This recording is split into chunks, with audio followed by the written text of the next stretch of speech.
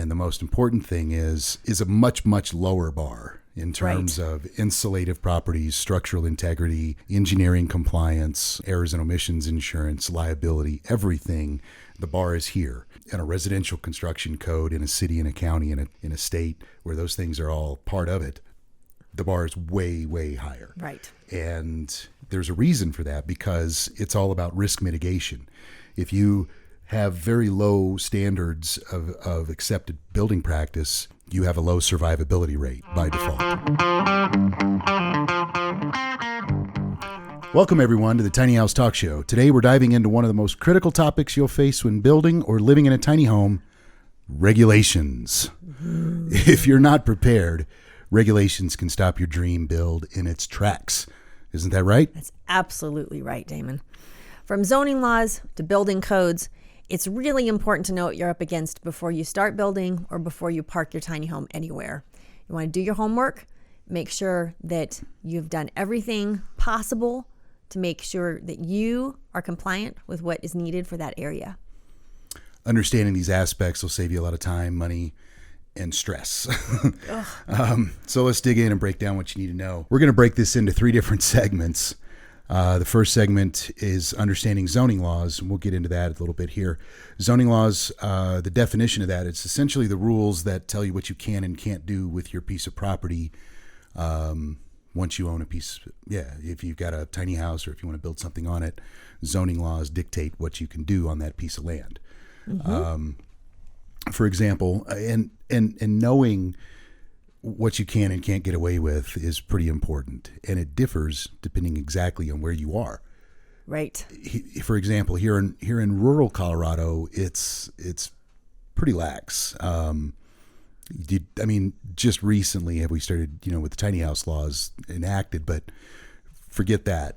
Most of the other 49 states, rural anywhere, it's going to be pretty relaxed. And in a metropolitan area, say Denver, Colorado, for example, you are going to have a very strict set of rules to adhere to live tiny, park an ADU, or put one up in the backyard or something like that. And it's going to require each of those steps be followed to the letter in most cases. Right. So it varies widely depending on area right now.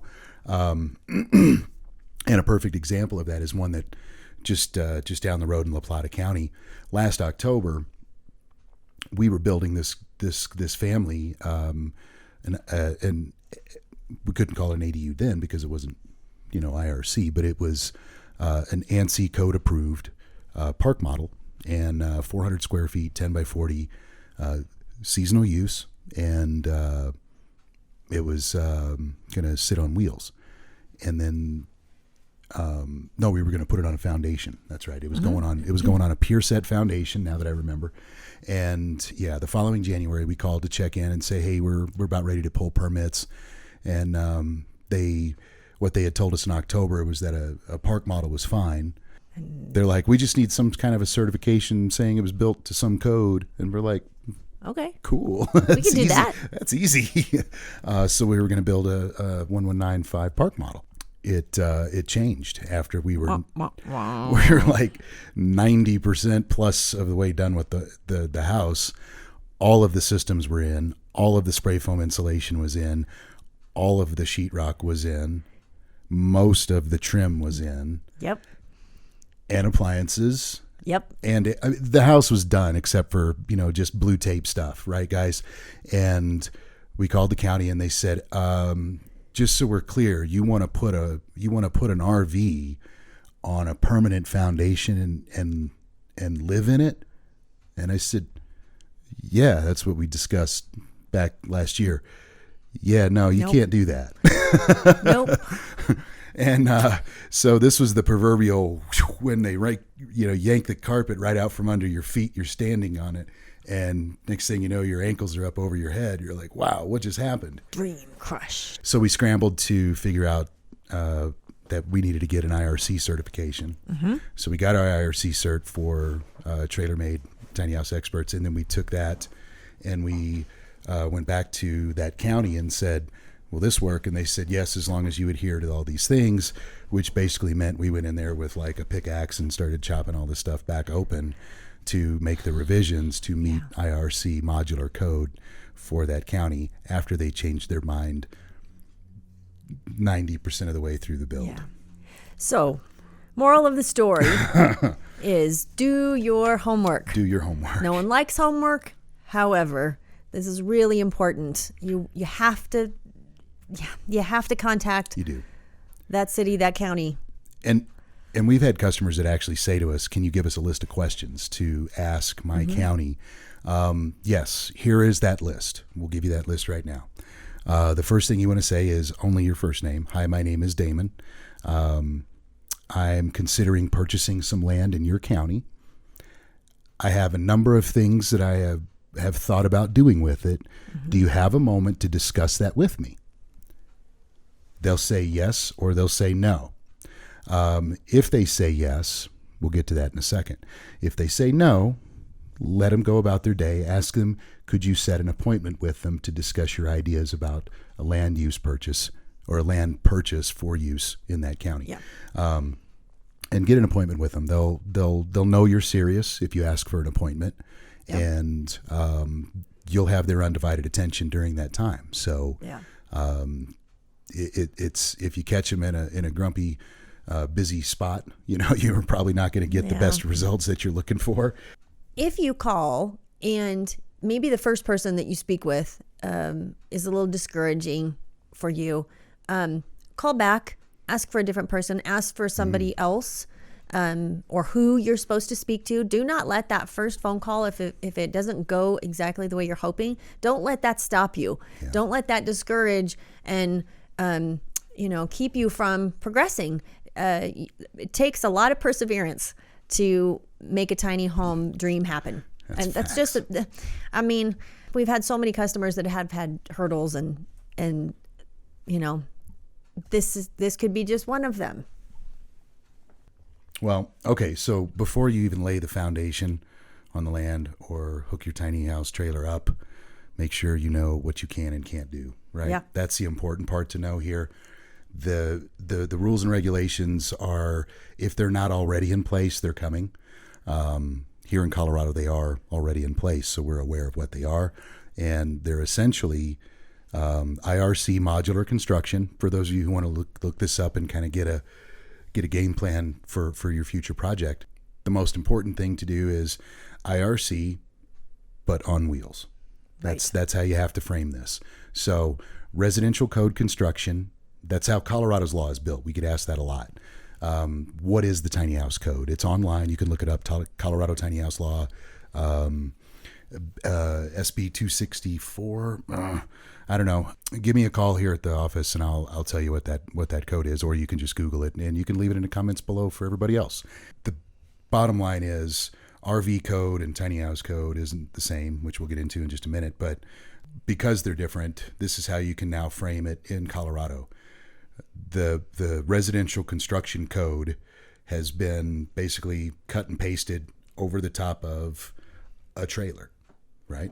Yeah. So it's a residential construction code approved vehicle, and it has to be on an approved foundation as well, like a trailer-made tiny house foundation. So right. It's not just any old trailer will do. If you're not already building with a known brand by that state or that inspection agency, NOAA, PacWest, NTA, they all know who we are. If you are not automatically kind of granted that first check mark of the boxes, then you're going to have to get the foundation inspection, if you will, before you start building anything on it. So, it's just a home built trailer. Well, I need to see that it's built to code, or I need to see that it's going to perform the task of holding this structure up. Right. So, before you start these projects, as much as you possibly can is your key to success on the other side of it. Yep. Do your homework. So talk about current zoning trends just a little bit here. I got my notes. I wrote some of this stuff here if you want to look. All right. So there are definitely some states like Oregon and California that are kind of leading the way with progressive laws that allow tiny homes and ADUs, additional dwelling units. These are great options for families that are looking to add affordable housing solutions to their property. Yeah. So those forward-thinking areas, I think, are fantastic, and there are more and more areas where you can build and that are tiny house friendly. You just have to kind of do your research and figure out where those places are. And if you are determined, like, I want to live in this specific place, then you call that specific place. Call ahead, yeah. And ask the questions.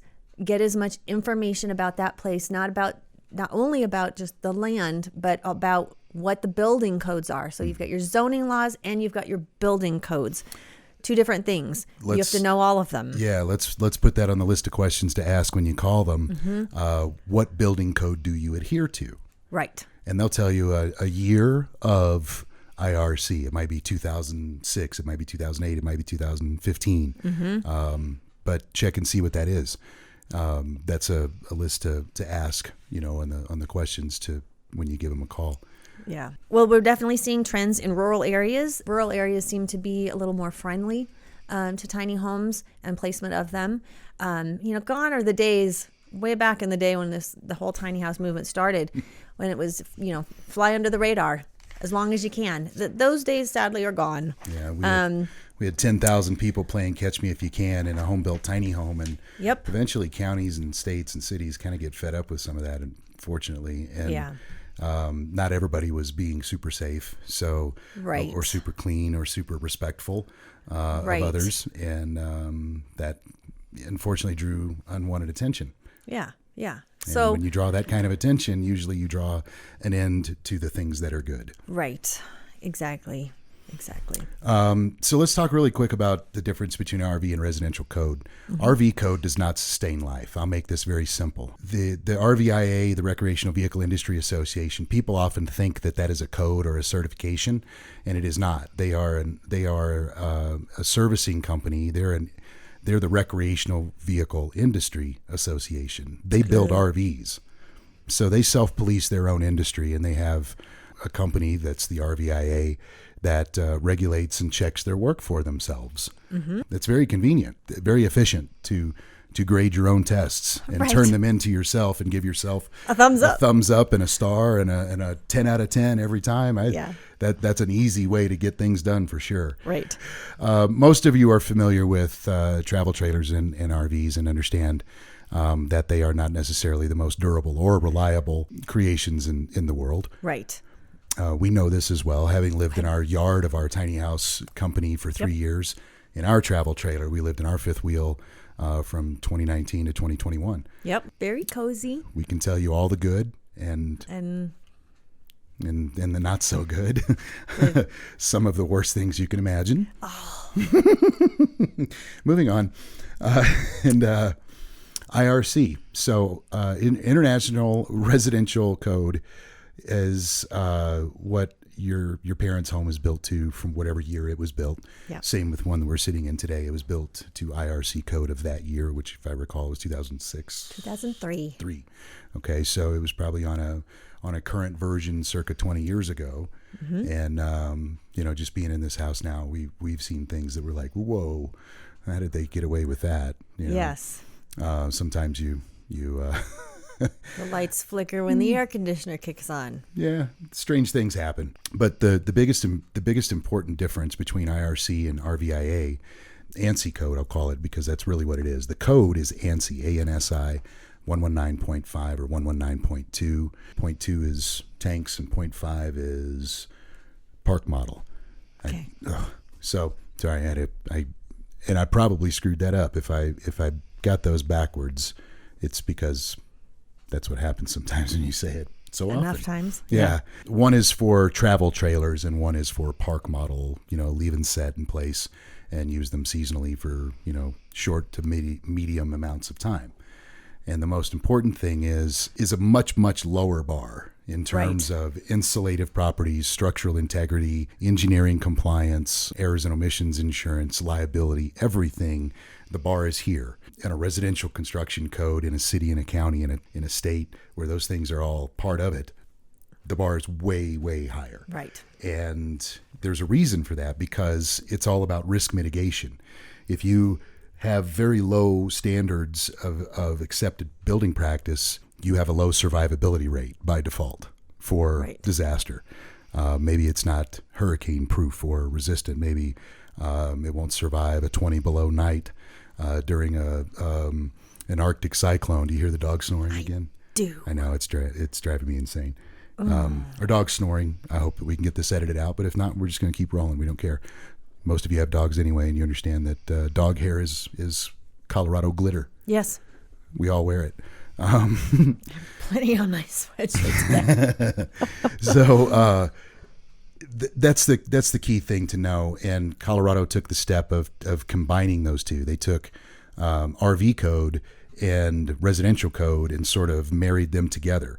And the way that looks here in our state now with the tiny house law is you have an IRC code on wheels. That's the best way to say that, isn't it? Yeah. Yeah. Absolutely. All right. So tiny homes on wheels versus tiny homes on foundations. There's definitely different requirements and different codes that have to be followed for that. And every place, I'm just going to keep saying it, every city, every county, every state is different. And it's your job to find out and research and know what those differences are and what those requirements are for where you want to put yours. And we'll help you. Yes. We're here to help you with that. We're here to help. I say that every day. I end my emails with, we're here to help. Your local governments are going to require permanent utility connections, minimum square footage regulations on homes that are on foundations. On foundations, yeah. They're, it is what it is when it's on a foundation. Yeah. You get a little bit of a variance and allowance from time to time if you're doing on wheels, perhaps, right. But definitely not on a foundation. No. Once you've attached permanently to the ground, you have shaken hands with that municipality, and that means you have agreed to adhere to those laws, period. Correct. Full stop. Yes, correct. Okay, go ahead. So if you're building it yourself, you want to make sure what those requirements are. If you're having a builder do that for you, you want to make sure that builder can build to the codes, that they are certified. They can build exactly to what you need it to be. So kind of do your research on the builders. And we've already gone into scams and things like that. So and there's been more since we even did that video a month ago. Sadly. 2 more. Yeah. Shame on you all that do that. It just makes it so, makes it so much harder for everybody. And the businesses, those of us who are honest in this industry that do this, for right. real, for really real. No, nobody wants tiny homes to be associated with scams. I don't think no one wants that. No. That's yeah. just unfortunate. That's an easy thing to fall down in a big rabbit hole for. Right. The next 30 minutes bitching about that, huh? We could really lay into some people. And you also have to think about, are you going to be driving this around a lot? So how is your tiny home going to live? So you have to know that as well. If you're gonna follow, the tiny house nation ideology and travel around and live place to place and pull it around, right? With your truck, and I know lots and lots of people that do. We're OG in this business nowadays. We're talking like all the way back to Christian and Alexis staying for a while in our backyard in Denver, and pulling their tiny house around with the U-Haul that they were sponsored by at the time. Right. It was cool. And if you're going to do that, then you're probably better off to build your tiny house project to an RV code. Right. That's going to allow you to get in and out of RV parks when you can show them that vetting, that certification. You are really an RV. You're not just pulling some fire hazard or biohazard into their park to spend thousands of dollars cleaning up after your tiny house project goes up in flames. That's why people say yes or no at the parks. You can't bring this here, or you can, and they have that right. They have that authority. You know, there are laws that are on their side that says, that's an unlicensed structure. I'm not going to allow it into my park. So don't take it personal if that's happened to you. I'm not on anybody's side. I'm just saying that is what it is. That's what happens. And that goes back to, keeping your perseverance if you're going to live in your tiny home. Yeah. Just you have to. You got to be ready. You're going to be. Yeah. It's going to be tough. You're going to be. It's a challenge. It's a challenge, and I think that any time that there's unusual What's another word for that? I'm so stuck right now. It starts with an A. Alternative? Yes. Thank you. Oh my God. I'm the oldest person I know today. I couldn't think of the word alternative. That's If you are choosing alternative housing, what goes alongside that is challenges. yeah. And Extra work. extra work. And I think that's what people really get surprised by. They get discouraged because there's more elbow grease that you're going to dedicate to it. Right. It's going to be it's going to be tougher. It's harder. Yeah. But You know. anything that's really worth it is worth the hard work. Yeah. So again, I'm just going to keep going back to don't be discouraged. Just keep on going. Call us if you have questions, if you need help, if you need some guidance, if you need a cheerleader. That she's definitely the cheerleader. I'm your nuts and bolts guy. Call me for a how-to. Yeah. But if you're just ready to pull the ripcord and jump off the ride, call Natalie. She'll talk you off the cliff. He has all the details. I'm about all the feels. So. And hard work is good work. Yes. So don't be afraid of hard work. Yeah, absolutely. Something I think many people, most of our customers have embraced their DIY projects with that ideology in mind that, this is going to be hard. Yes. But it's hard because it's worth it. Right. Right. And when I'm done with this, I'm going to do something or have done something that only a fraction of people can say they've done. Yeah. I built my own home. Right. There's a badge of honor that family or that person gets to walk around wearing silently to themselves or not, go tell the world, who cares? Yeah, but be proud of that no matter what. Just because it's tiny, and I'm going to use quotes here, tiny, doesn't mean it's a small job. Doesn't mean it's a tiny job. You still are building a house, a complete house. All of it. And we tell people all the time that, if you're a computer buff and, you build a desktop PC, you can go buy the parts and components and put that thing together in relative straightforward fashion. Install software and you have the new latest greatest gamer or design PC, right? Right. Now take out an iPhone or a Galaxy something or other and throw that on the desk and say, build me one of those. Right. That's a tiny house. So, your desktop gaming tower, that's your site construction stick built house that you grew up in. And the tiny house is the iPhone. Yeah. So if you can build a DIY iPhone, then first of all, you're a legendary human being. And second of all, that's kind of what your level of expectation should be. Building a tiny house isn't a tiny project. It's still a house. House is the operative word, and it has to perform like a house in every way. Yep. But Absolutely. do it in such a in a 1/10 square foot footprint. So exactly. Yeah. Okay. All right. So our compliance approach is to make sure that we're all 50 state compliant with IRC. We had the option to do Colorado only certification in state when the laws changed.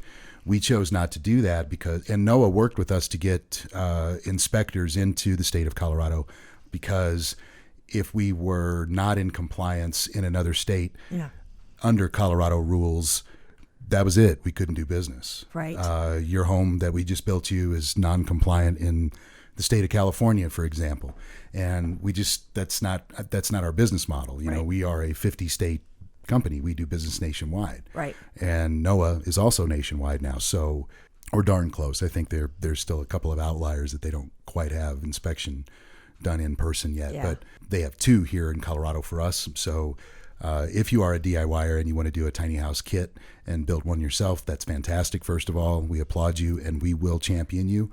We will get you to the finish line. Yep. Second of all, we'll put you in touch with NOAA because we know they will get you over the hurdles of certification and regulations through that process. Yes. It does cost. It's a couple $1,000. Be prepared. But it's still cheaper than buying a house. And it's cheaper than getting all your permits and everything for a house too. Yeah. And they partner with us. So if we're only doing a small part of that, they are familiar with our work. We document everything. And we can do it up to the part where you want to take over, right? So we can kind of hand the baton off, and it becomes a relay race between us and you guys. But NOAA stays with the build through the end. Right. And while we have the documentation and we are partners with NOAA, you as the builder also have to have your own partnership with them. So we hand off our work to you, but you have your relationship with NOAA and go through the certification process with them. Right. So I just want to be clear about that. Yeah. I mean, it's involved. There's some details. There's some back and forth. We have to have drawings, blueprints. For those of you who don't know, blueprints. Yep. And we do those in-house, and we'll do them with you, for you. If you've got somebody that that's in drafting school or something, CAD school, and you want to save a buck or two, hire them to do the work on an intern basis, perhaps. Yeah. Hey, I'll pay you some contract work and put that towards your tuition. So help somebody at a school level out that they might need it. Okay, segment 3, staying updated on changing regulations. They are always evolving. Constantly. They're updated every couple of years at the IRC level. So 2021, 2023, 2025, and so on. Not every town or county applies or adopts those most current codes. I've never asked any of them why, but it's dealer's choice. They get to decide whether or not what code they're going to operate on in their county. Some municipalities are becoming much more open to tiny houses, and in particular rural communities, like we talked about at the opener there. Rural communities and cities alike, but they're in two very different arenas. Rural communities need workforce housing or affordable housing, and counties are starting to become wiser to that, I feel, especially here for us locally. Yep. We have some really great ideas working in projects in the hopper for local affordable housing. And stay tuned for an upcoming episode of a project right here in our hometown, probably one of the coolest tiny house communities you've ever seen. And the story behind it is even cooler. So we're excited to share that with you in an upcoming episode. So make sure you subscribe to our channel for that if you want to stay informed, and hit that notify bell so that you get to watch that episode first. And you are subscribing. So that's fantastic. Yeah. I don't have to do the whole guilt trip thing. It was pretty compelling. 76% of you are not subscribed. I think it's down to like 65 or 69.3, I think, something was the like last that. I looked at. So thank you all. We appreciate the subscribes. Yes. And we appreciate your support. We're going to keep working hard to find out what content you want to watch. It would be wonderful if you'd leave that in the comments below, so we don't have to learn how to read YouTube analytics quite as deeply as we have to guess. So tell us what you want. Yes, please. More affordable and sustainable housing is becoming much more in vogue. But like we talked about, the difference between rural communities and urban communities are going to be very, very strict on those compliance issues. So zoning laws are going to be pretty strictly enforced. Right. They do have the tax base. They do have the resources to enforce those. And they do have nothing better to do because they have people in those positions specifically for that enforcement of those code and zoning laws. Yeah. Rural communities don't have the tax base and don't have the manpower or resources to go out and police that. Right. So when you call them and you say, hey, I'm thinking about a tiny house, and they're like, yeah, man, just don't make it look like a piece of trash, and we don't care. Don't irritate your neighbors, and it'll be a very live and let live policy. We don't care. And right. And we recognize all of those places, whether you're in a city or you're in a suburb or you're in a rural area, all of those places are having affordable housing crises. And really, we're seeing more and more places that, like I said, have kind of forward-thinking ideas that are embracing tiny homes and trying to implement those into their communities. We get calls every day. Yeah. Every day from a school or a municipality or a county or a state official or something. Right. Hey, we're thinking about this thing. Yeah. And, insert whatever cool idea in that blank. We're thinking about doing this, but it's some version of tiny houses no matter what. Right. And we're stunned. We've seen an evolution, haven't we? Yeah. And there's no doubt about that. And that brings home the point of it's vital to stay current on regulations because they evolve on a constant basis in this industry. So what's legal today might not be legal tomorrow, as you mentioned. You don't want to come home from work and find a red tag stuck to your front window of your tiny house on the door. that's a really crappy feeling. So, And I mean, brief story. One of our customers up in Washington is in the process still of building his home, but he's doing a fantastic job. And he has navigated his way through Washington's L&I. And he had gotten a green tag on his home. And then the inspector came back and took it off after it had already been approved because there was some miscommunication about the wheels. And as we understood it, Yeah. an abuse of power by a government official. Correct. So if you live in Washington, there are people who have had successful paths. And we're happy to put you in touch with them. Yes, we're happy to share that information. You got the right tool for the job. Yes. We'll give you that guy's phone number, and he will champion your project vehemently. Well, maybe not your phone number, John, but maybe your email. Yeah, email. Sorry, I didn't mean to throw that out there. Okay, we've covered a lot today, but the key takeaway is to do your homework. And when it comes to tiny house regulations, there's nothing that you don't need to know. You need to know as much as you can. Yeah. If you have gaps in your knowledge base, please call us. We'll help you our best to fill them. And if we don't know the answers, we will put you in front of the people who do. NOAA is a good resource. PAC West, Pacific West, Tiny Homes is a great resource. NTA out in California is a good resource. We are a good resource here at the Tiny House Experts. Yep. Other advocacy groups, the American Tiny House Association, they do their best to make sure that people stay informed and current on local laws in their community for tiny houses. We encourage builders and community members to join local tiny home community groups, Facebook communities. There's tons of tiny house groups on Facebook. Yeah, you can go as far and wide as you want and join as many groups there. Yeah. But you'll figure out very quickly who the most prolific and involved groups are, and try to stick to those. If you're considering building a tiny house with one of our kits or trailers, or have us build the whole home, whatever you want us to do, if you want to build the whole darn thing, we're going to stand beside you and make sure you get to the finish line too. Yep. We're just a phone call away. We're a phone call away. If you have questions about zoning laws, how to navigate them in your community, maybe you got kind of stonewalled by a city official one time, and a fresh face or a fresh name and voice might help, smooth that over and get some better results. Yeah. We're happy to give it a shot for you. I love talking to the counties because it's fantastic to hear. They're all so excited, and it's been a lot of fun. No kidding. To kind of jump in there and dig in and deep dive. Sick me on your problem, I guess, is the best way. And I think more and more cities are open and excited about finding a solution to the housing. That's true. Yeah. I mean, honestly, that it's such a problem everywhere. Everywhere. Well, we just watched 64 sub 800-foot homes go up in a tiny house community right on our drive to work. There's a video coming up. We're going to do that here soon, so we'll show you guys that. We're going to do a tour of that tiny house community. No matter how cool the community itself is, the story behind it and its principle is even cooler. Yeah. So stay tuned for that. Really, that's it. I think we should wrap it up here. Yep. Do your homework.